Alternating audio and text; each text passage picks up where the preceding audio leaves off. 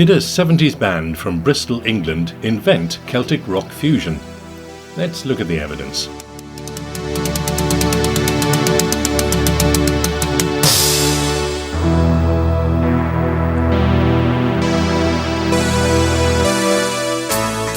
I'm radio host and long-term Peeler fan Magnus Carter, and I'll be investigating the unique sound innovations of Skin the Peeler.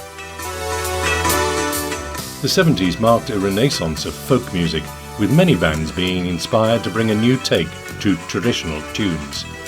Skin the Peeler took that trend and created an instrumental sound that seamlessly blended the driving beat of rock with the timeless beauty of Irish traditional music. Started by mandolin and mandocello player Terry Barter and flute, whistle and sax player Rod Salter, Skin the Peeler, named after an Irish slip jig, attracted some of the best players on the Bristol scene. Singer-songwriter and guitarist Mike Edwards, Irish bass player Pat Hunter, untamed keyboards and synth wizard Martin Palfrey.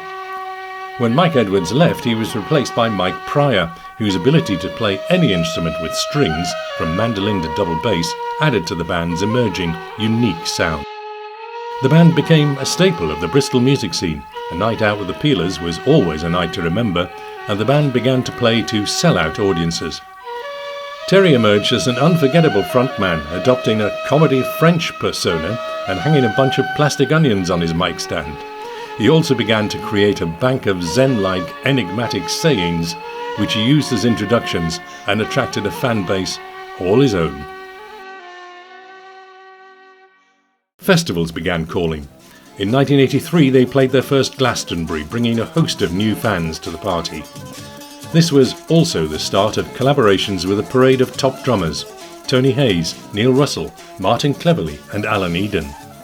In 1984 they played the historic Elephant Folk Fair in Cornwall, along with Bert Jansch, Alain Stivell and Dave Swarbrick. Pressure from fans to release an album resulted in Skin the Peeler, recorded at Right Track Studios in 1984 and released on vinyl.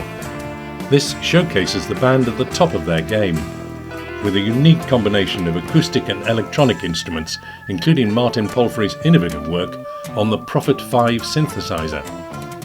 It also includes a surprise new recruit, their sound engineer and producer Liam Henshaw. He went on to form London Beat. Liam loved the sound so much he joined the band on the spot, and the blistering lead guitar work on this album is a tribute to his skill.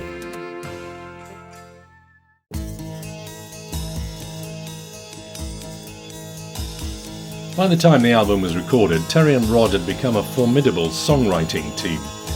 Over half the tunes on the album were original compositions.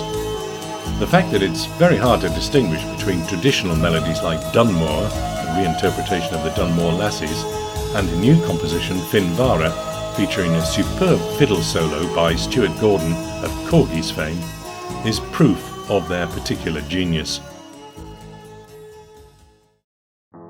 The album received rave reviews. Dave Massey from Sounds said, "Their music brings out all the folklore legends that have been handed down the generations, but they retain their own character and sense of purpose, while at the same time summoning up the parts some would like to visit." This new recognition led to appearances on BBC television, including RPM and Pebble Mill at 1.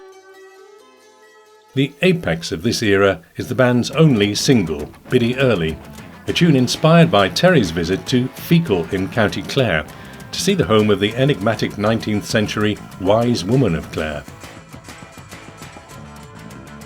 Skin the Peeler were ahead of their time. Although every radio DJ that heard the album loved it, there was no space on formulaic 80s playlists for such dynamic and unusual music.